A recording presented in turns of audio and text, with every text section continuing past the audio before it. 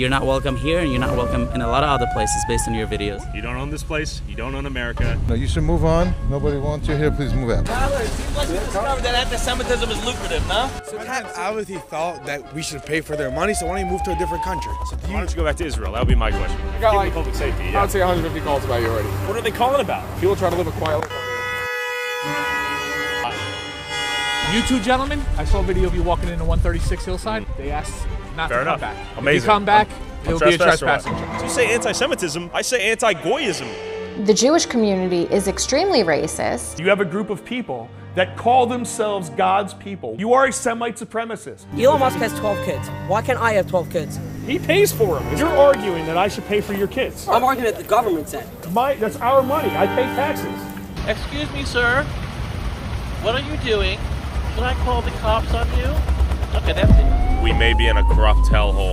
So what am I being pulled over for? We got a call. Keep your hands on the steering wheel when you push it. This is Lakewood, New Jersey, home to one of the largest and fastest growing Orthodox Jewish communities in America, having anywhere from 6 to 10 kids per family, causing the community's rapid growth to spill into the neighboring towns of Jackson, Toms River, Brick, and Howell, causing non-Jewish residents to fear that their town will soon be turned into Little Jerusalem, just like Lakewood. The tactics within this community, I would liken it to organized crime. You were the vice chairman of the Israel Advisory Committee for Donald Trump in 2016. How did you get a relationship with the White House? Who in the White House? I don't think I want. I think I don't want to say. Who are we messing with here right now, Chris? Is this video a mistake, man? I'm going to be honest. The powers out here are pretty immense. It's not about Jackson. Jackson is a test case. If it isn't squashed soon, is going to take over the entire country. It's already a problem in all the surrounding towns. You have billionaires from Lakewood being involved, people connected to the President of the United States. In New Jersey, is there room for a two-state solution? No, there's clearly not. I think it's going to be a fight. I ride around Lakewood. There are near Lakewood, outside of Lakewood, and all these towns around Lakewood, there are housing developments. Well, Goyim live there. There are no Yidden there yet, but all these housing developments, someone who they could turn it around. We saw what happened in Lakewood itself. There are a lot of other opportunities if people want to take that jump and become a shtickle pioneer. As the Orthodox Jewish community consolidated political power in Lakewood, taking majority control of the Township Committee, Planning Board, Zoning Board, and School Board, financially depleting the public school system for non-Jewish kids, overwhelming local infrastructure, and turning a once quiet town into a densely populated, over-trafficked Jewish enclave prioritizing Jews over non-Jews. Before I investigate the Jewish takeover of Lakewood and of the nearby town of Jackson, I first want to visit the town where the blueprint was born, Muncie, New York. Someone like David Badner saw the opportunity a few years ago. He bought 50 to 100 houses in Muncie. I believe that he single-handedly, in a certain way, turned around Muncie. These are opportunities that come up every once in a while, and someone has to step up to the plate. Villa News, thanks for meeting up on such short notice, man. My Muncelandians, we here. We outside. When did you notice Muncie begin to form as a Hasidic Jewish enclave? I would say 20 years ago, I saw the first start of it, and then every year, it just started to grow exponentially. Hey! Different. Stop. It's me. How are you? Stop what? They on Tyler. Yo, they on Tyler. Stop. But the Jews here were not happy to see me after I asked how they afford 7 to 10 kids on a single income and if they were on welfare in Kiryas Joel. How many kids do most people have out here? 17, 18. How do they afford 17, 18 kids? They are proud to do what the Torah says, that you need to be multiple and fruitful. How do you afford to study the Torah, though? God help me. Does the American taxpayer help you, too? Also, yes. How do people afford to have such big families out here? I'm not gonna say anything. Are you Tyler? I'm Tyler. Are you trying to do another anti-Semitism video? How did I spread anti-Semitism? That's crazy you said that. Life circumstance, different culture. So this is their way of, like, listen, I know you're frustrated about what some of the things we focused on. Is that kind of what I'm getting at? Sure. So give me some examples of how things were misconstrued. Yeah, what did I get that was wrong? So it's not necessarily misconstrued. Well, it is misconstrued. There's a lot of it that's, you'll cut a lot of it, cut out different words, make it sound a lot worse than it is. There's a lot of people here that are on welfare. A lot of people are in Section 8. A lot of people that are on a bunch of different WIC, food stamps, stuff like that. Sure. If you go to any low-income communities, you're going to see that. They're all going to be on the different welfares. Okay, so they were on welfare. Yeah, okay. No bit of denying that. Okay. But again, it's the way you say it, it's the way you twist it, the way you... How did I twist it? Not twist it, again, twist it's the wrong word. I'm just trying to understand where you're coming from. Growing up in an extremely... Dude, no. Ah, the insufferable hug. See, you say I misrepresent, and then they do that, like, come on. I'm not saying they're all good people. It's like I said, wherever you go, it's going to be the idiots. There's always going to be the assholes wherever you go. I totally get it. You talk about the community. It feels like you're trying to create a narrative that you did not find. You found people that are on welfare that have a lot of kids, but your headline did wrote welfare addicted Jews. What is your frustration? I'm curious. Welfare dependent, welfare reliant, welfare addicted. What's the difference? Tell me. They need it to survive, and without it, they die. What is the difference? It's addictive to bait click. That's an addiction. That's an addiction? Yeah. Okay. Are you addicted to being a victim or what?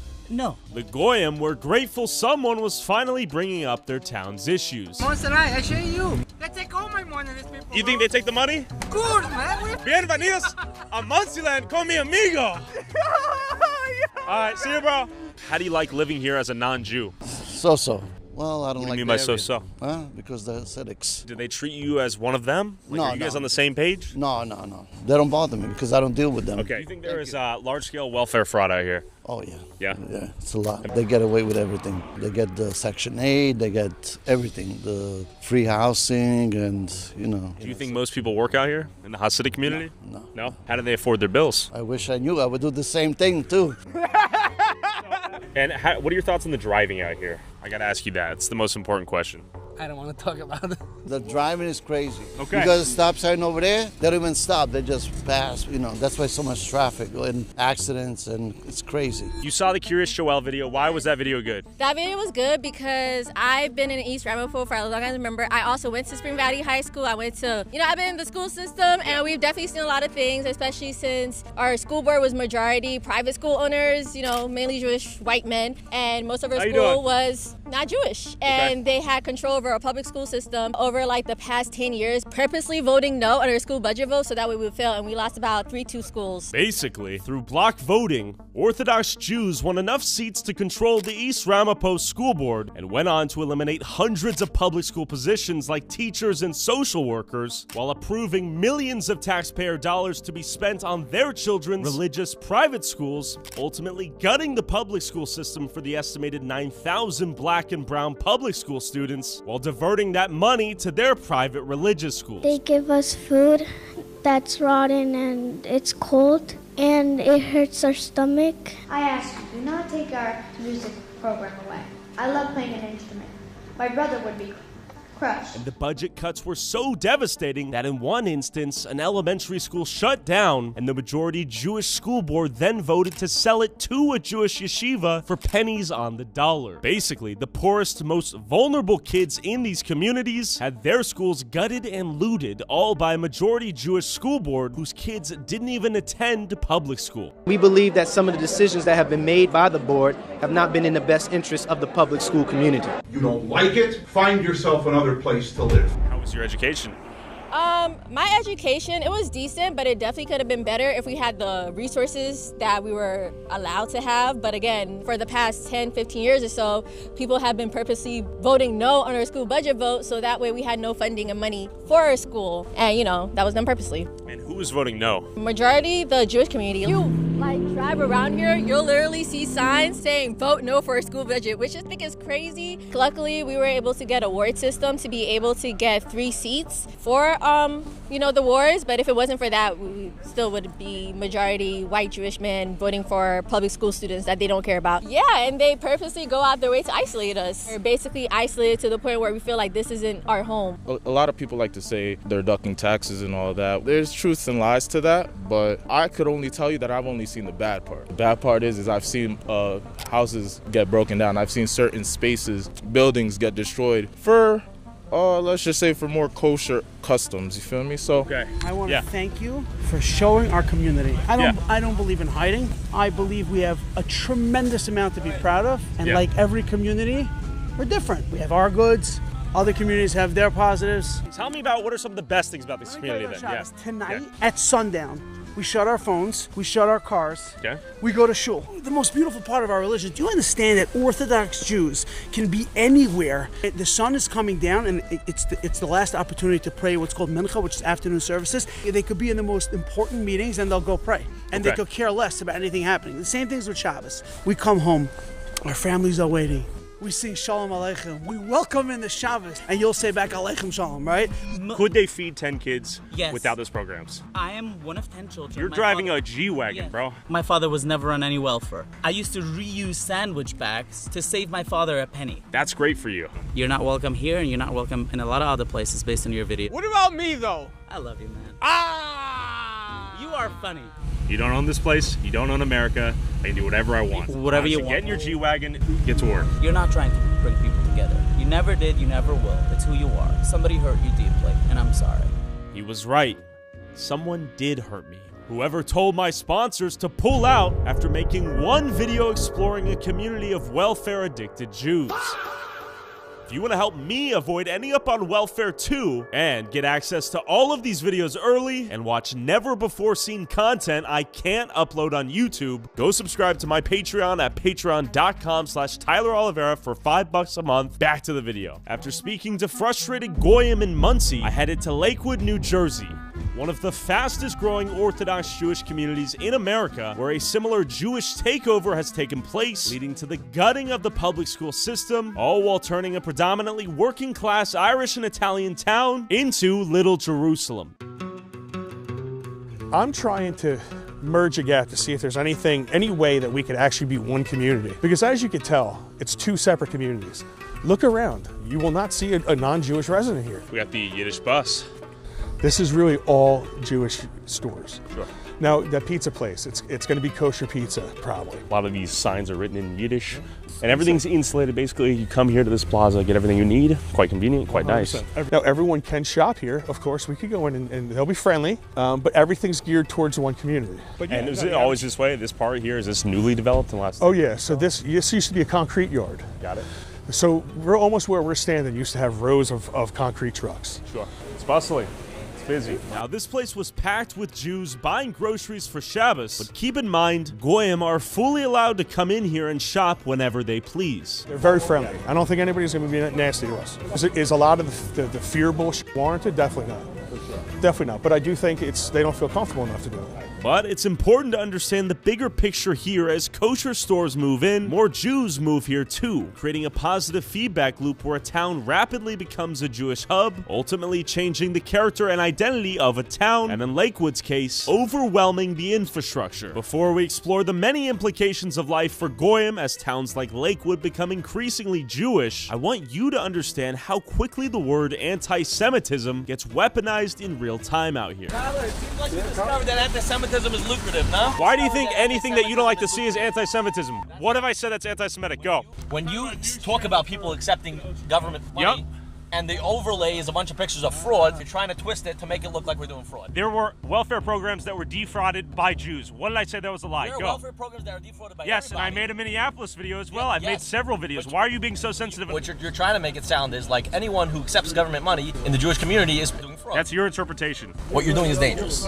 How is this dangerous? Why should you be treated like a protected group? You're asking for special privileges. No, we're not. We're asking just to be fair, and you're not being fair. I am being fair. This is going to make you a lot of money, and it's going to gin up a lot of hatred towards a community that's seeing a rise in anti-Semitism that hasn't been seen in years. Every single day, our lives are at risk, and this is going to lead to more. My sponsor literally got pulled out of the video once they learned the topic of that video. I lost the sponsorship. How is that lucrative? Tell me. So you say anti-Semitism, I say anti-Goyism. Listen, man, you got a kid in the car, I just noticed. Drive your kid home, get your groceries. You're You're getting honked at. Let's go. It was good to meet you, though. So you're arguing with the United States because the president obviously thought that we should pay for their money, so why don't you move to a different country? Why don't you move back to Israel then if there's so much anti-Semitism, right? Like that guy said. Why doesn't he go to Israel? We are giving back. In theory, welfare is a good idea. It's sweet, right? At what point is it too far? Because this is a program designed to help single moms after they get divorced and keep the kid from starving. I also disagree with you that someone doesn't have a right to have a child. I think you should have a child if you can afford it, right? Can I interrupt real quick? Sure. Let's hear it. Okay. You two gentlemen, I saw a video of you walking into 136 Hillside. They asked not to come back. Amazing. If you come back, it'll be a trespassing charge. You're trespassing. If you don't like the laws of America and you think that the government welfare is stupid or whatever, I would like to change the laws. Just like you would like to create anti-Semitism protection laws that give you guys protected classes and protection against anti-Semitism, whatever that means, right? So why don't you go back to Israel? That would be my question. Because I like it here. Same here. I like it here, but I like to make some changes. We can both agree on that, right? So please keep on moving. God bless you. There we go. He loves us. I know. Make a change. Yeah, you guys have group chats of me. You guys say, beware of this guy like I'm like Hitler or something. I'm like, come on, dude. I'm a nice guy. I talk to everyone. Elon Musk has 12 kids. Why can't I have 12 kids? He pays for them. Your story point over here is that people can't have children if they can't afford them. You, as a society, are born from people who started with two people. Two, okay? Adam and Eve. That's it. You want to go with the Big Bang, but it started at some point. There was two people. And now there's billions. And there was trillions throughout the world. So you're saying if you can't have kids... What does that have to do with anything? All of those people didn't have welfare. Adam and Eve had Cain and Abel. Did they have a government to pay for their kids? We live in a government that decides that if you have children, we're going to help you. Now, everyone does their part. You should not have more kids than you can afford. You're arguing that I should pay for your kids. Okay. That's what you're arguing. I'm not arguing that I was paying for the kids. You are. I'm arguing that the government said. No, that's our money. I pay taxes. I shouldn't be funding your kids. Elected Donald Should Trump. not be funding your kids. You don't pay for my kids. Okay, fuck, I could do this all day. Why don't you go? No, you should go because you're stopping traffic. Guys, let's go. Move on. He's stopping traffic, not me. Yeah, right. No, you should move on. Nobody wants you here. Please move out. He was saying, Tyler, he loves me. So man. we're not allowed here? Come. You want to come to the corner? Where? Over there? Let's go move. Let's go. You know, I know what you did in the video, and we all saw it, and we still see it. But it's like... What did I get wrong? Nobody can cross the government. The government knows everything. The United States federal government knows everything. Not if you're fraudulently found. No, it's not true. That if you feel that you live in a country that is corrupt... I do. Why are you still living here? Well, not everyone has options, right? I can give you a list of 15, 20 countries off the bat that you can live in. Yeah, regardless, let's say America is corrupt, I still want to live here. You understand? Oh, but hold on. Just because there is corruption here, which there is. There is no. What are you talking about? Let's not be silly here. If there would be corruption, the FBI would love to come here first than any other location in the world. Come on, that's not true. Well, I read the numbers in Minnesota. Had, 22 people indicted for Medicaid. I read the numbers in Minnesota. And listen, you can attack them as much as you want. What they did, that's big numbers, man. Both of your schools had money laundering. You had people, yes, both of them. There's 45 schools here. So BMG had people that were charged with money laundering, and so did the school for special abilities. As of when? 2019, 2018, 2017. Look it up. It's all over Google. I don't look it up. You got to show it to me. Come on. 95% of people in this vicinity between these 4 or 5 zip codes work very hard. Yeah. So if you want to go and dig in a place like here, Lakewood, where the same capital you're going to find in this small percentage... You're making me want to dig now. You're making me want to look. You're already digging, man. You're digging already for I'm at Whole for Foods. 4 What months. are you talking about? 4 months? What do you mean? Go break your head. You can keep on breaking your head. I will break my head, No problem. Eventually, when you break your head too much, you end up digging water. When you dig water, there's nothing under it. You were in Jackson, which is really like a continuation of Lakewood. By the way, I don't know if you know how I toppled the government there. They had all these anti-Semitic laws. It was crazy. I had 2 conversations with the White House, and eventually DOJ got involved. But anyway, so I don't know, are you already doing your Lakewood thing? I'm here with Dr. Richard Roberts. You sold a pharmaceutical company for $800 million. You were the vice chairman of the Israel Advisory Committee for Donald Trump in 2016. Yes. And you reached out to me. Why did you reach out to me via email? Because you posted that, first of all, you did your video, Curious Yoel in New York, and got a lot of Orthodox Jews very, very upset. But why did you reach out to me? But towards the end of the video, you saw the altruism in the community, and you seem to respect that. And since I could see that you seemed to me to have a sincere desire to actually get the real facts, because if you were just bigoted against us, you wouldn't be struck or commenting on the altruism in our community. But you casually toppled the Jackson government. A, what does that mean? B, how did you get a relationship with the White House? I never spoke to DOJ. I did speak to people in the White House twice to tell them what was going on because... Who in the White House? I think I don't want to say. First off, though, so you mentioned Jackson's a continuation of Lakewood. You toppled the governments. You went to the White House willy-nilly. Called? Okay. You're connected to the White House. By the way, I rarely leave my house. Which just goes to show the scale of your connections, in my opinion. I hear this voice from him, I'm like, shiver me timbers, who am I dealing with a little bit here, right? Like, this guy's... Little old man. All right, so he's calling. And you might be wondering, why are mega wealthy Jewish power brokers connected to Donald Trump trying to set the record straight with a lowly goy tuber like myself? This all begs the question, why are they so afraid of me? I think that they just don't want you to portray Lakewood in a bad way. That's really all it is. Is there any bad to see? There's bad to see everywhere. It's good to see everywhere. Exactly. Good, bad, and the ugly everywhere, right? 100%. I used to live here in Lakewood when I was in 9th and 10th grade. I love Lakewood. There's so much Jewish life here. It's so easy to be Jewish, and everything's cheaper. It's amazing here. Why did Lakewood become such a large Jewish hub? So I think it started with BMG, Beis Medrash Gavoa, and then you had a lot. You know BMG? Yeah. Tell me more about BMG, though, right? I hear it's like the Harvard of yeshivas. Yes, it's top notch. You just sit and learn all day. You already finished your high school phase. Most people went to Israel already, came back, and they just sit and learn all the time. It's amazing. I used to do it when I was a teenager. Lakewood's an amazing place and everything, and I think I've seen your videos all over. I just think that people get nervous and stuff like that, but you're just coming here filming the truth, and you're working just like we are. That's it. We're all in the same boat. What should we know about Lakewood? It's a great place. You're always welcome here. Thank you. Thank you. Yeah, we've got, it's welcoming for the most part. A few guys are fired up. We try to give them the chance to speak, have a conversation. Do a little pss. Okay, man. What whisper did we miss? Nothing. I gotta go now, but I love it. To a T. A guy gets a whisper, then he goes quiet. Would you like to say anything? How you doing? Or with this guy whispering in his brethren's ears, he comes up when they're talkative and sweet, and he goes pss, pss, pss, and then they stop talking. It is miraculous. Tyler, good to meet you. What's your name? If I say something good, you're gonna put it on? Let's go. We just met up with the guy. He was like pissed off that we like come around here and explore. This guy's killing me, dude. The pss, pss. He's treating you like a child. So good, the whole world's gonna laugh so nice. I know. This is pathetic. He's treating you like a child. Who is this guy? Why are you guys being told what to say? Let the man speak. Okay, does that not look like suspicious activity? Why is there so much secrecy if you have nothing to hide? Why would he do that? He's the head whisperer. All right, tell me what you're going to say. How much money everyone makes in this town? Crazy amount. What? The police is also going to follow us, just FYI. Going to follow us. There's a police special response unit, and the cops had their internal monologue that they're going to just trail us around. Amazing. So given that the cops are being called so often, they're just going to follow us around all day. Land of the free, home of the brave. And then I stumbled upon a kosher collision. Another example of Lakewood's infamously terrible driving. We were just showing how densely trafficked it is out here, how much traffic there is. We wanted to show some of the driving differences out here. I don't think you're saying a fair statement. This has nothing to do with dense driving. Oh, what does it have to do with bad driving skills or snow? It was totally because of the snow. Fair. It was a miscommunication. That's fair. I understand what you're trying to say. Yeah. That's not what happened. There were actually no one on the road. Totally fair, okay. You need help getting pushed? All right. Well, why are you making up a story? Because you need a documentary. There was not one car in sight that accident. Oh, you just hit the wall. That's it. You didn't hit anyone? No. Do you need help getting pushed?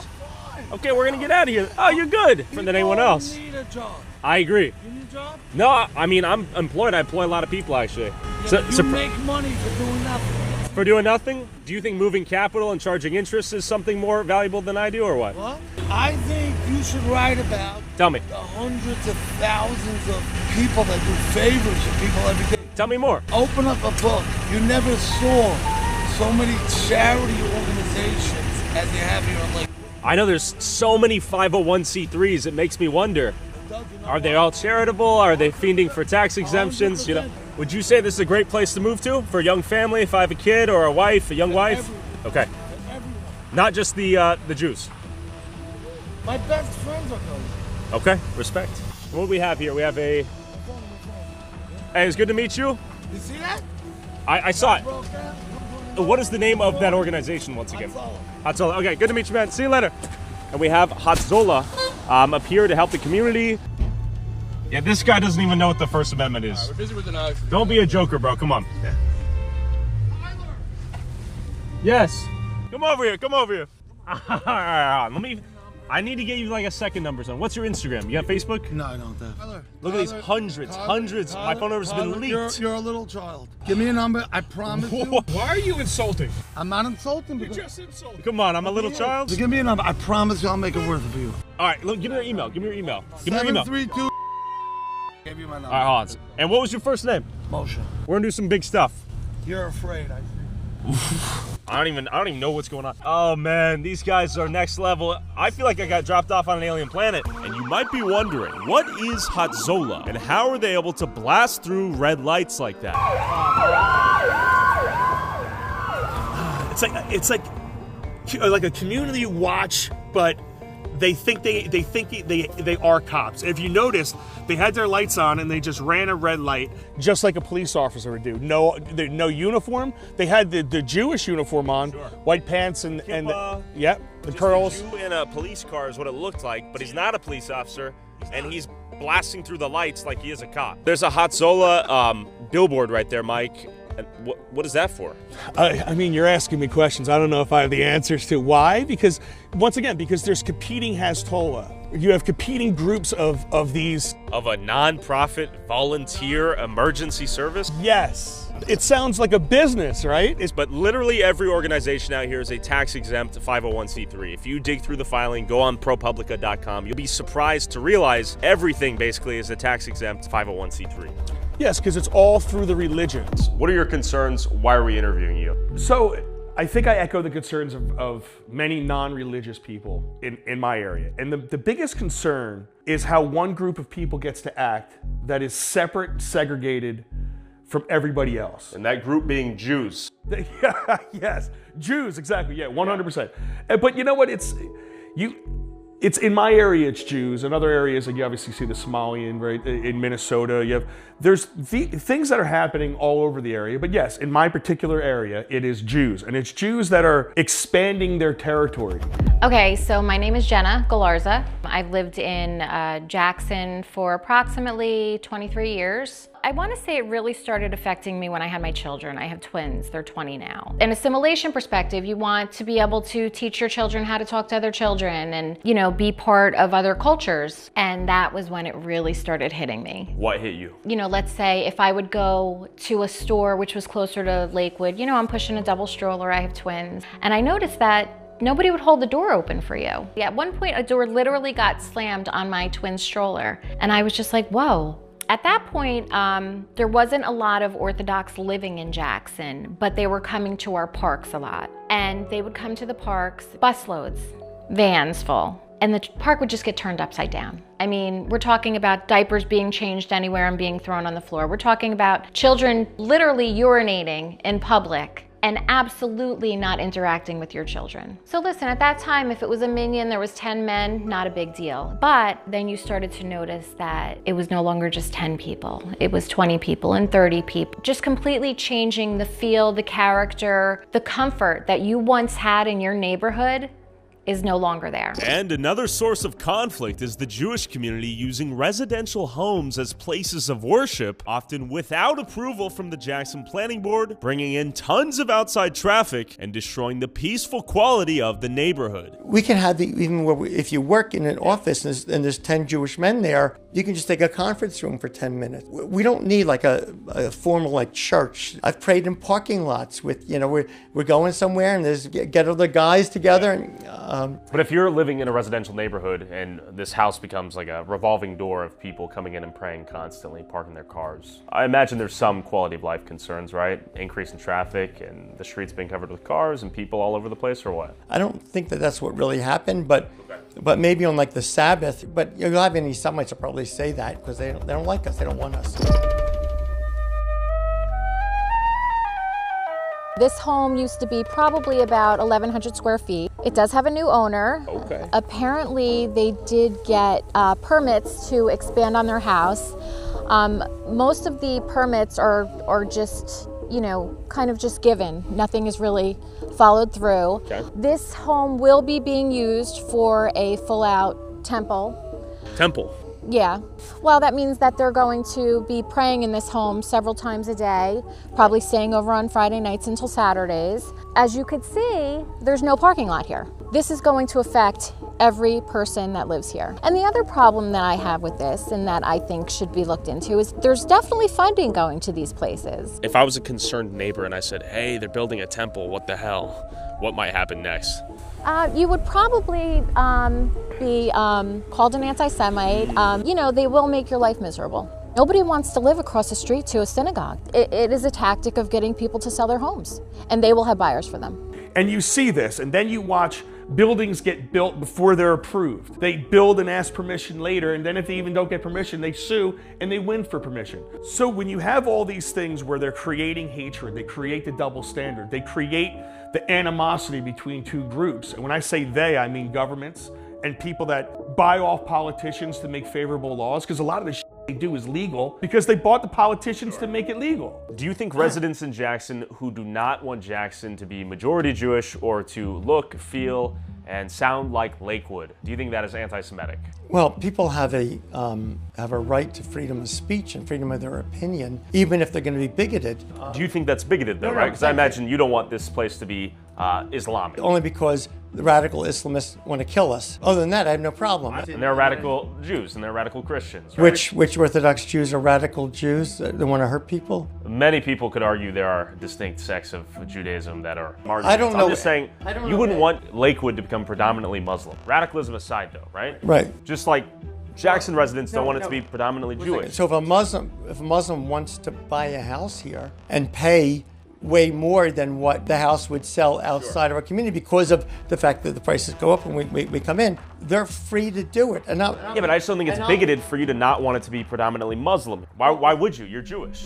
So Jackson Strong is kind of like a unofficial organization that I had started. When I saw everything turning, I just was very vocal on social media, and I decided to organize. Certain people really wanted to get involved. There were a few of us that, you know, we would have letter writing campaigns, making a lot of calls to county officials, local officials, and state officials, trying to find out what ordinances could be created, what we could do to help prevent a full-out turnover. A sign would say, Jackson Strong, don't sell, meaning if a new neighbor moves in next to you, don't run, don't sell. Why would you move? Stay strong, right? Would they sell? They would sell because it just got too much. And anytime you would say anything about it, you were anti-Semitic. I mean, there were Facebook pages created just to slander me. You know, they would manipulate pictures of me.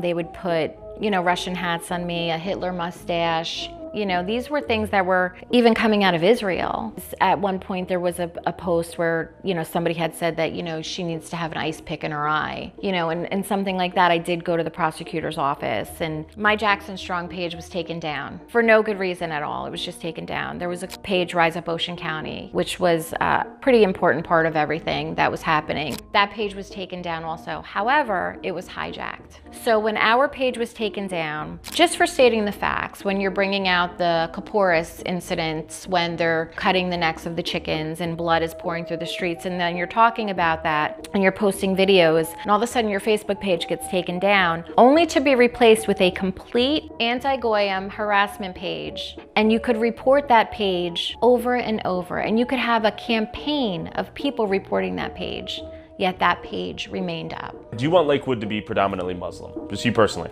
No. And why? Because it's a... Let's say they don't want to kill you. I'm fine with people moving in, but to have Jewish schools, we have to have a critical mass of Jews here to support Jewish schools. To have kosher grocery stores, supermarkets, we have to have a critical mass of Orthodox Jews here to support kosher supermarkets. By the way... So using that logic, why would anyone in Jackson want Jackson to have more and more Jews move? If you're arguing there needs to be a critical mass for... How are we infringing on their right, on their ability to do whatever they want? I'm not saying you are, but why would they want that? Why would it be bigoted? They don't have to want or not want. If somebody's selling their house to an Orthodox Jew, the Orthodox Jew is allowed to buy the house. Sure, but I'm talking about the people who are not selling their houses to Orthodox Jews. Then they have the right to do that. Of course. But that doesn't make them a bigot to not want it. It doesn't mean they're hateful. It doesn't mean they hate you. What is it of their lifestyle that we're going to change? All right, so we could start with the traffic. Infrastructure-wise, they're just throwing up these ginormous structures. They tend to have basement apartments also, so they'll rent those out. Right now, there is probably upwards 2,000 to 3,000 homes that have been bought and are just being rented out right now by the Orthodox community, that they will move in when they're ready to move into them. There's been a problem with light pollution. Now we're seeing just LED lights everywhere. You know, there's a lot of issues, and then let's just talk about the thing that breaks my heart more than anything, which is the school system. So what's happening is our Board of Education is going bankrupt. Between the formula and the state giving all of the money to the poorer communities, which has been proven to not work. We're losing that kind of funding, but we're being depleted from the busing. We are required by state law to provide busing to all of the private school students. Why are we paying for busing for schools that are not teaching a standard curriculum?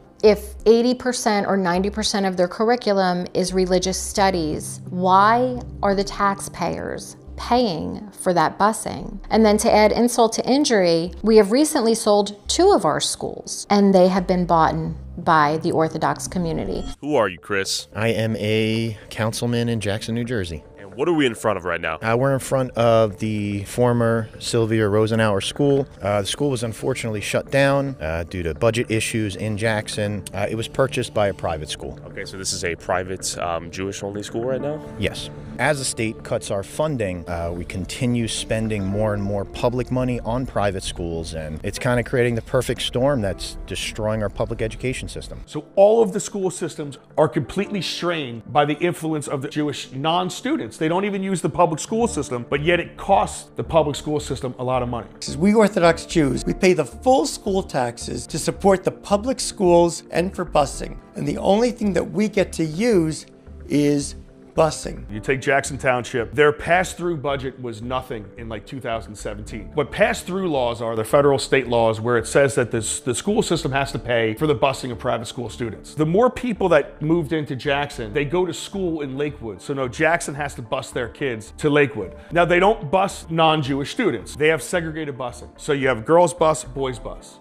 It costs the towns millions and millions of dollars, while at the same time, it decreases the enrollment that they have. So when the enrollment decreased, couple that with a really shit school funding formula in New Jersey, the towns spend way more money and they get way less in return. And now, in a modern day and time, who thinks it's okay to separate boys and girls, not allowing them to be together, not allowing them to go to school together, be on the same bus? And because of a religious practice, you're forcing the public to pay extra money for things like that. We have to send our children to religious schools because of the values that are taught in the secular schools. If there are population changes, schools consolidate. We're not the first place that's happened, nor the last place. The Jewish community is extremely racist. Could you imagine if I said that my children could not play with somebody's children because they were black?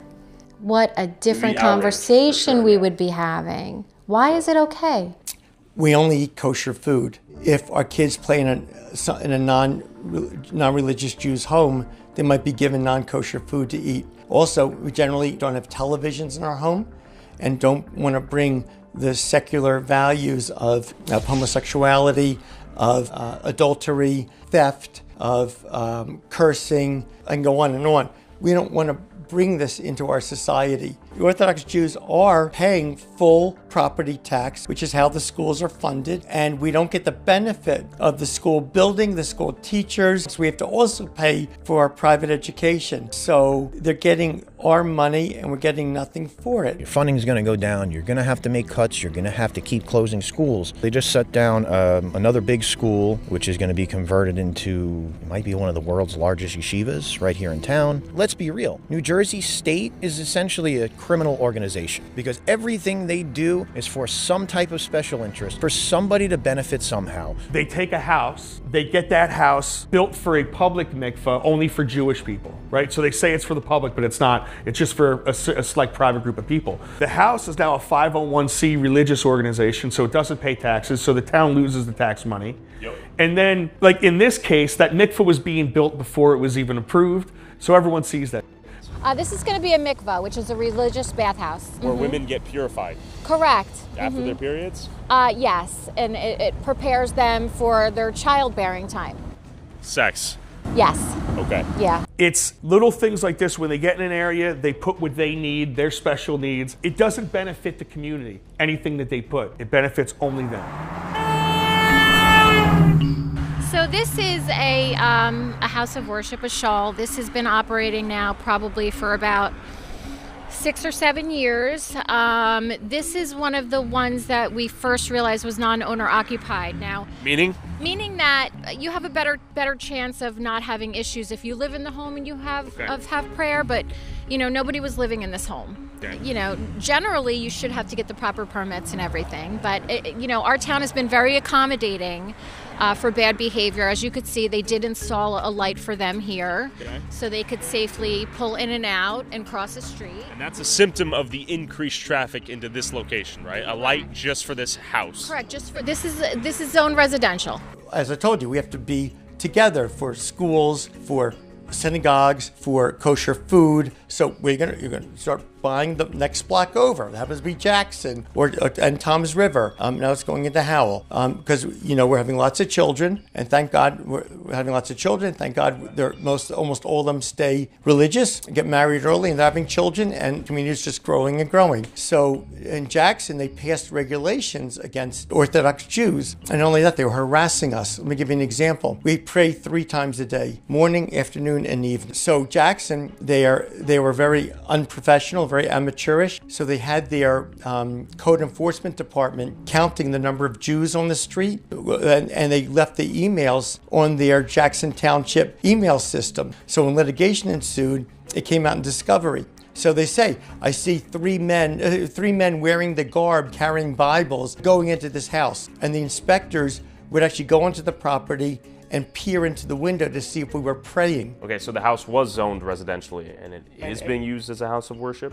No, but you could just go in there. The guy owns the house. You can just go in there and pray. We do it all the time. Just like, when I have the Super Bowl here, I have 50 people here. In contrast to the Super Bowl, how often does this congregation happen per year? Is it every week? Oh no, we pray 3 times a day. No. 3 times a day versus once a year, though, right? That's an important distinction. Oh, but I'm saying, but every week they get during football season, get people over watching football, and they get 30 people in the house watching football, right? Anybody in America can do that, and they're not cited for a violation. You don't think they would have been treated the same if it were a mosque or a church? There are Christian groups, and they were not harassed like we were. So you guys were singled out, in your opinion? Yeah, for sure. What happened in Jackson? What anti-Semitic laws is he referring to in his opinion? So it's everybody is reacting in their own way, zoning law-wise, to try to fight what they do. And what that is like buying corner lots that are unbuildable, using the RLUPA laws to build on them. So what happened was there was a little bit of a rush to stop Lakewood. I would say about 2010-ish, where you saw different towns making different zoning laws. Brick did its own little thing, tightened up zoning laws in certain areas, and they did it in a way where it wasn't pointing out one religion. Jackson kind of did it in a way where they did point out one religion, but... What does that mean? So it's like they tried stopping the shoals in the middle of the houses, but what they did was they worded it and they said things as they were doing, like the people on the boards were saying stupid shit during the discussion that were anti-Semitic, basically to give them fuel to come in and say, you guys are making anti-Semitic laws, okay? It wasn't necessarily what they were trying to do, it was how they were trying to do it. Now the council president up there, Mordecai Bernstein, who was a part of it, you have that guy, Richie Roberts. They got the DOJ to do an investigation. They sued under RLUPA, and they had the DOJ do an investigation into him. They hammered Jackson. So now it's like Jackson is castrated and cannot even fight it anymore because they got told by the federal government and the state government they get to do whatever the hell they want. So now that's why you're seeing the synagogues going up in single family or multiple family, big houses, $800,000, $900,000 houses. We lost a lawsuit on this property that was too small of a property, unbuildable lot. The people that came out to that meeting made this type of comment. This was deemed anti-Semitic. This is a family neighborhood. We like to keep it a family neighborhood, anti-Semitic. This is what the judge, quote, cited as anti-Semitic. Are you going to be renting this house or are you going to be living in it? Anti-Semitic. What type of family would want to live on this type of lot? Anti-Semitic. That's how petty it gets. Beginning 10 years ago, they called you an anti-Semite for outlining all of these points. Were you wrong? I was right. There are plenty of county roads in Jackson. Nobody's saying that you cannot put your house of worship on those county roads, where you could put a proper parking lot and you could have proper traffic. So why are we dealing with houses of worship within walking distance that could be on main roads? Air roofs are up. Why instead are we putting them smack in the middle of residential areas? Because it's another way to get people out of there. It's another way to create a complete religious enclave. And this all begs the question, does the Jewish community living in peace come at a direct cost of the non-Jews also trying to live in peace? Can the two groups get along? I toured a mostly all-Jew neighborhood in Lakewood to understand Jennifer's frustration a bit more and what she sees as Jackson's seemingly unavoidable future. Where are we at, Jenna? We are in Westgate, aka Kosher West, aka the Little Tykes Graveyard. I'm noticing lots of toys on the lawn, car seat that may not be getting used, tons of minivans, many children, many families, full trash cans, abandoned vehicles, a lot going on here. Correct. This is on the border of Jackson. And unfortunately, I see this as being Jackson's future if we don't get a hold of things. Let's go for a walk. How large are the families out here? Again, you know, anywhere from 6 to 12 children. This is all Orthodox Jews for the most part? This is predominantly probably 99.9% religious. Could I buy a home here? I don't believe you could. Obviously, legally, according to the Fair Housing Act, it's illegal for them to discriminate against me, but practically speaking, could I buy a home? No. Okay. This community is allowed to police themselves. You know, they are allowed to do what they want to do. Rules don't apply. Yeah, the trash cans. We have a problem now in Jackson with rats, which we've never had before. It's definitely a concern. It's a complete religious enclave, yes. And this bus right here is paid for by a Lakewood taxpayer, correct? Correct. We're walking. We're trying to walk. You got it. Yes. Call the cops. Here, it's strictly about religion, nothing else. All these men going to yeshiva until they're 35 years old, they're not producing college students. They're not producing people that are going to go and benefit the greater good of our society. It's sort of an investment in a insulated, one-way economy. Correct, without anybody contributing. How are you? We're filming a little documentary. Yeah, for YouTube. Would you like to say hi? I actually recognize your face. I'm infamous. That's me. Yes. It's good to meet you. How are you? I actually can't take hands with I me. see. I'm sorry. No worries. It's good to meet you. Yeah. Yeah. We're just walking around talking. Cool. Well, I hope it's interesting. Thank you so much. Yeah. Also, like, not everybody's the same. This is true. I'm noticing a strong spectrum here of even orthodoxy, right? Yeah. Even within the Orthodox. So I got to say, very refreshing. Sweet woman. Yeah. Said hi. Good luck. You know, that's the funny thing. Nice. That's the funny thing about it. I mean, a lot of the women are very nice and very welcoming. Yeah. And you know, you can have a conversation with them, but at the end of the day, they can't be your friend. No parking. Look at that.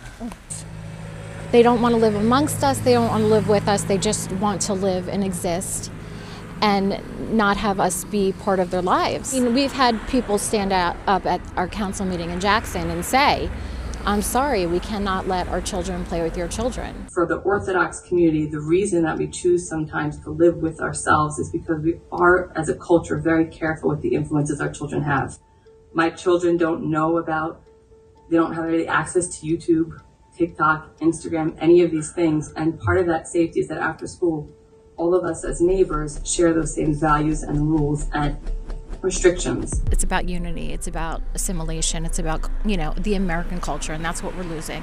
Can the Jews and the Gentiles get along? Absolutely. We don't have. You're calling for unity. Absolutely. I also understand that this is their way of thinking, this is how they are trained, this is how they were brought up. We're happy for them to stay. We don't push them out. We had a neighbor Wheeler right across the street over one house. We were sorry to see them go. Is it bad that you have a house that's worth $300,000 and someone says, I really want to live in this neighborhood, I'll give you $600,000 for it? I think it's great if you're trying to sell your house. Okay, and if he doesn't have to. Like this woman, she didn't have to sell her house. Yeah, I think there's an argument in some instances of people who have claimed that they've been pressured, harassed, or intimidated to sell their house. So it's not intimidation. It only could be that too many people are knocking on their door asking, do you want to sell your house? Okay, so well, there's blockbusting. Okay. You know, that's when they approach you to sell your house, which is a level of harassment. There's intimidation, telling you that, you know, your decorations are not Yiddish, or approaching you and asking you, when are you moving? You know, you could have a child who's 4 or 5 years old, being your neighbor, and you could be very nice to that child, and one day they will just come out and say to you, when are you leaving? Well, that's learned behavior. They're hearing that, right? There's rows of housing. You saw it yesterday. 4, 5, 6 cars per place. Tight, super tight houses. The few people that I've spoken to, a lot of it stems from fear and their loss of their way of life, right? I don't think it stems from hatred, from what I've heard. So some hated and some feared a change in their in their neighborhood. These people are moving in that don't look like them, that, you know, seem different, and I can understand it, but there are laws about discrimination, and you know, people bought homes legally because the non-Jews that lived there made a lot of money off the Jews in selling the home. Well, look at, you know, Little Italy, and look at Chinatown in New York, and how come it was okay for them to live amongst themselves? The key there is assimilation. Their children went to public schools. They worked in the public sector. They invited anybody who wanted to come into their community. They provided for them in their community. Huge difference there. This is not a welcoming community. This is not somebody who's saying, we're gonna build this shul, come on in. We wanna teach you a little bit about our religion and our beliefs, but we wanna involve you in it. And this has been a topic that I have brought up at several council meetings when there have been times when there's been a project or something that they wanted to approve, and we were trying to kind of, you know, bring it to people's attention that this project is not going to benefit the community as a greater good. The Jewish community is extremely racist, and I would go as far to say as the Jackson government should be ashamed of themselves. Beautiful traffic conundrum here. What? Welcome. Welcome. Was that a strategic honk? I think so. I'm not sure what the strategy there was. Who's he honking at now?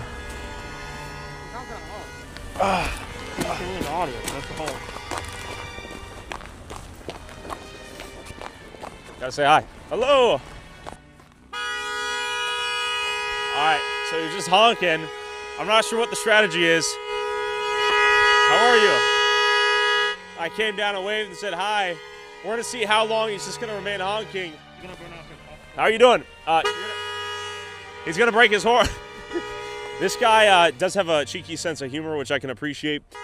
That honk was promised to him. Zoom in on his face. I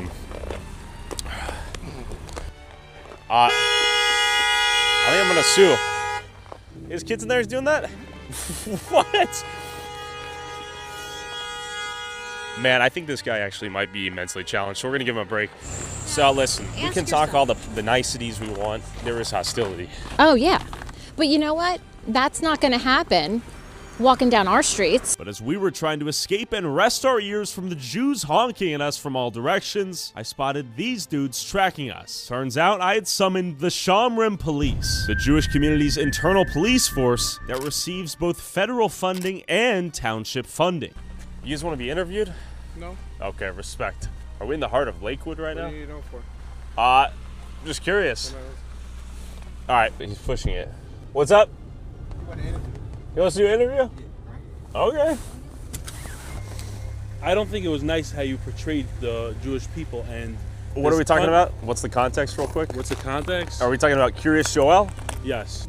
I just don't think it was you were trying to portray. I think you just came in with a more of what you had a picture in your head. What do you think I got wrong? What do you think was misrepresented? Like, I'm just trying to learn. What do you actually think I got wrong about it?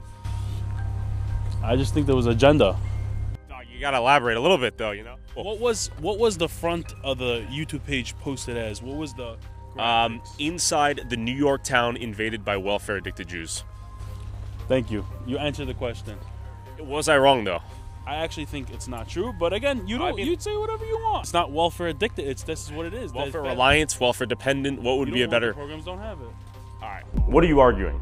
That I have an obligation as a taxpayer to fund you and how many kids you want to have. If you want to have 30 kids, that's just how it is. It's I'm the law. arguing that if the law is set up to have certain criteria for people, and it's according to children, then people who qualify for it, legally qualify for it, 100%. with no fraud at all, are entitled to get it. And you'll give me the credit of acknowledging I never said that was fraudulent. Yes, that's right. I think it's exploitative by nature, though. Yeah, why don't you throw all your money at them and help sustain their lifestyle? Why do I have to take a cut of my paycheck to go towards Curious Joel's insulated Hasidic Jewish community that has nothing to do with me? I'll never get anything out of. There's zero upside for them to exist for me. Anyways, we have the government makes criteria for getting financial aid. And if someone qualifies for that criteria, I'm not sure why when the Jew does it, you're calling it exploitive or taking advantage, but you don't say that to all the other people and populaces that don't have it. Well, I've never seen anything of this scale to where the families are this large and it's sort of baked into their strategy of child raising. So are you against having children, having a lot of children? I'm pro-children. That's great. I think you should be able to afford it. And I want to make an important distinction between the Amish, let's say, and the Hasidic Jews and Curious Joel. You tell me what's the difference. Oh, there's tons of differences. Tons of differences. Most importantly, as it relates to finance, though, the Amish pay for themselves. They're self-sustaining. They're not reliant on welfare programs funded by the taxpayer. I think I heard in a video there's, 40,000 people in Curious Joel? 44,000. Rapidly growing. And you spoke to 20 people are out on the street. Sure, perhaps an insufficient sample size. And who obviously are not the ones working, because if they're working, they wouldn't have been on the street, they'd be working. Sure, but it belies a pretty interesting question, right? How do they afford to raise such large families? How do they afford to study full-time? First, I have to bifurcate your question. Okay.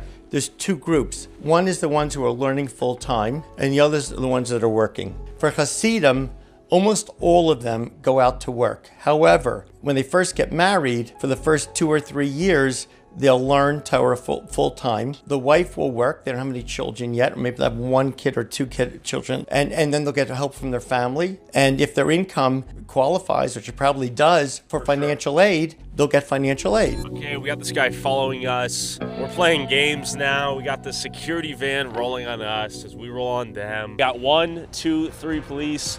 Surely there's no conflict of interest we're about to experience. I wonder what law they're gonna claim I violated. How you doing? My name's Tyler. How are you? Josh, man. Good to meet you, Josh. What's going on? I don't know. We're just getting stocked. Yeah? Low key, yeah. You look familiar, though. My name's Tyler Oliveira. We're filming a little YouTube video. That's me, yeah. So what are you filming out here? Documentary on Lakewood, surrounding towns. Am I being detained? Is there a probable cause for this interaction? What's going on? We just got a concern saying that you're walking up to people, asking them questions, stuff like that. Luckily, this is America, and that is the First Amendment, right? It's beautiful, and I get you're doing your job. When they call us, we got to come out here, right? See what you guys just doing, like a documentary? Exactly, just a little documentary. Right now. Hey, how you guys doing? You guys want to say what's up? What's up? What's up? Okay, well, it's good to meet you guys. I know you guys got more important things to do, but good to meet you guys. Good to meet you. Thanks for keeping everyone safe. Thank you. I'm part of Lakewood Charmer, which is public safety. Yeah. And we got multiple calls. Same reason why PD got calls. Okay. So that's it. We're just gonna follow you around. We're gonna let everybody know that they don't have to talk to you. With the Shamrim police on our back, it felt like we were being policed by a secondary form of law enforcement that seemed to exclusively defend the interests of the Jewish community. And speaking of double standards, let's talk about politics.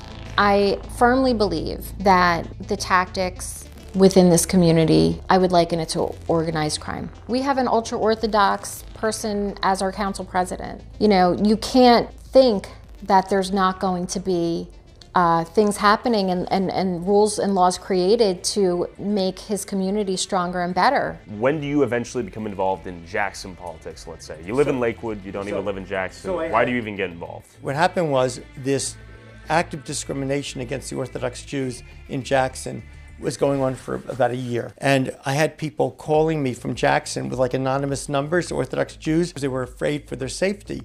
We're generally not violent people. If we have to defend ourselves, we will. And I think a substantial number of people in Lakewood now own guns. Why?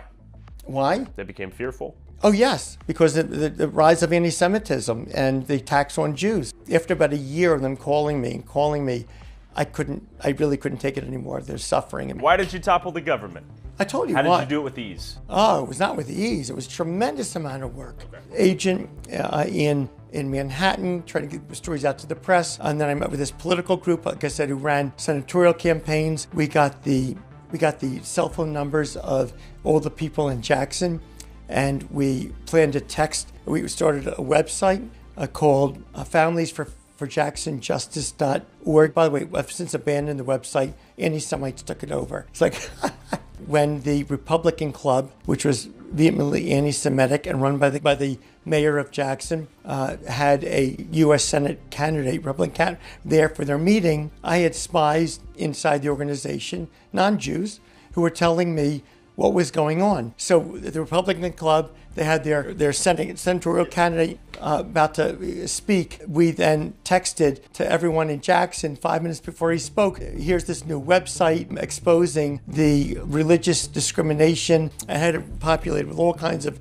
information, statements. The mayor of Jackson had been voice recorded, not by me, but it was sent to me, where he was asked by the chairman of the Ocean County Republican Party if these were churches, would we be opposing them?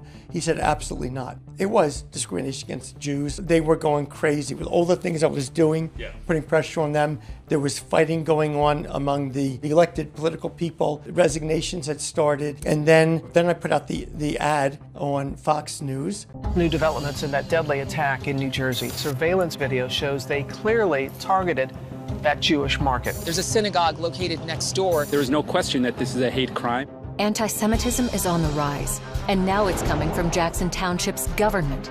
Elected officials in Jackson have passed ordinances targeting Orthodox Jewish families. Exposed township emails show officials surveilling religious Jewish families, praying in their homes. They even took revenge on a decorated veteran who testified against their anti-Semitism. Jackson officials are intimidating Jewish families, and they admit it. If these were churches, would we be fighting? Absolutely not. Shameful. This isn't America. It's put on the cable network provider for that area. In the meantime, I had 2 different calls with the White House. I know you want to ask me 1,000 questions. I will answer nothing more than that. Okay, sorry. why? Because.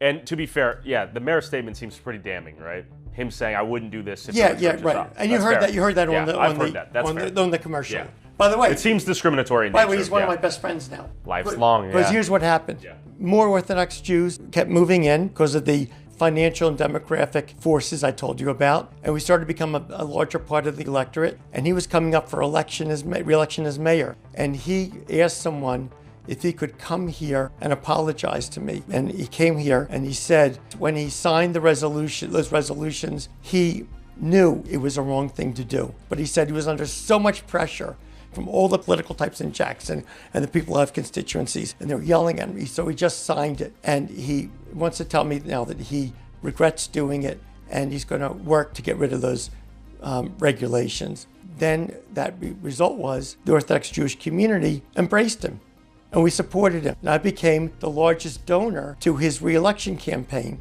It wasn't $1 million. He becomes an ally to the Orthodox Jewish community. He becomes not bigoted against us. It's the Jewish vote. This is another form of corruption. Imagine if I said, "Hey, I'm going to give you this amount of money and you do this." Okay, you can't do that. But if I could say, "Hey, I'm going to deliver you 50,000 votes that are all going to vote for you." So take Jack Ciattarelli in New Jersey. They were bragging that all of the Vlads got together, all the Jewish Vlads got together, and were voting for Jack Ciattarelli, and they did so with like 97%. That voting bloc doing that now says, like, what they do is they take that and say, "Hey, we got all these votes, and we're going to all vote for you, but what are you going to do for us? And if you don't vote with us, we're going to take all of these votes, and we're going to put our support behind somebody else." It's what they tried doing to Chris Pollock. I know, because I spoke to the dude who basically said it. They said it very arrogantly, where it was like, "Oh, we have 6,500 Jewish votes in Jackson. He is not winning." That's what they said to me. Yeah, he won. And he didn't just win. He won by a landslide because a lot of people showed up for him. Okay. And by people, we're talking non-Jewish voters? Even Jewish voters. He got over 20% of the Jewish vote, Chris Pollock. Yeah, 100%. Okay. So the tides are shifting in Jackson, perhaps. I think there's a group of people that, on both sides, that don't like what certain groups are doing. Remember, there's a lot of really good Jewish people that look really bad by these actions. The main comment that comes through my feed, no matter what it's about, Jackson, Brick, whatever, this town is finished. It's over. I don't know if you can stop them, and I'm not saying you can, but that doesn't mean you don't fight it. That doesn't mean you don't do what you can to do it. And you had people like Chris Pollock that he said, I'm going to do it the way of politics. Okay, so Chris, I see these homes being built. Why are the locals so opposed to these houses being built? It seems still pretty peaceful out here. What's going on? What changes have you noticed? Well, it's becoming rapid changes and rapid development. You're going to be seeing a heavy increase in the population, and I don't know if our town is suited to handle it. Unfortunately, I've heard from several people that some developments only particularly want one group in there. It's people have gone in there and asked, hey, I'm interested in these homes. Some of them have been told it's not for them. What does that mean? What does that mean? It seems like it's only for one group and one community. And who's that group? It seems like it's only for the Jewish community. I'm going to be honest. But when you create a community, they have some of them that are adding shuls into it, essentially synagogues into it. They're fitting the houses to fit this very specific needs of one community. Do you think anybody other than that community is going to move into there? They technically cannot discriminate against a non-Jew purchasing a home, right? No, you cannot discriminate against anybody buying a home. But they could just say, hey, sorry, we sold it to someone else. Yes, That's they can. legal. I've heard people say, oh, we'll put you on the waiting list, because that's something that's going on. LLCs are outbidding people trying to buy single-family homes. Correct. But you have a group of people that call themselves God's people. You are a Semite supremacist. You are a white Jewish supremacist because they're classified white. They don't want to live as a community with us. I think when I say they, again, I don't mean all of them. I mean the far majority of them. I think they have their tight-knit community. I think their community lives completely separate than everybody else. They eat differently. They enjoy different things. Yes, we might drink, but everything is set in a different way. As you ran for city council, did the rabbinical order try to buy you off? I don't really have any relationship with the rabbis, but I have been taking a meeting with people who said they were liaisons to the rabbis.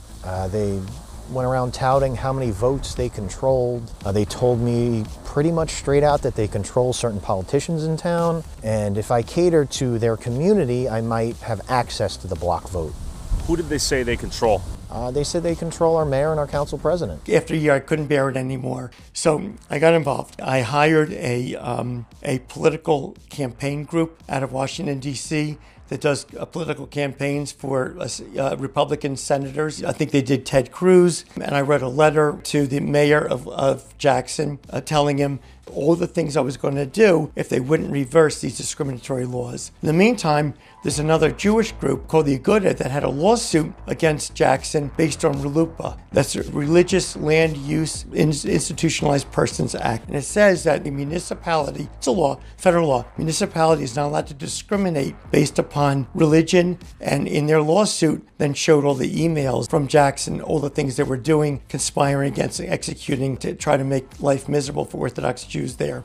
But you went to work, and what happened next? I went to Washington. I met with Ronna McDaniel, who was the head of the Republican National Committee, and the Speaker of the House at the time was Kevin McCarthy. He was actually in their conference room. So I met with both of them, showed them what was going on. They were shocked. No, I think there's a lot to learn from the community. That's why I liked what we did yesterday. Their tactics benefit them. They are a solitary mass. They actually are a community.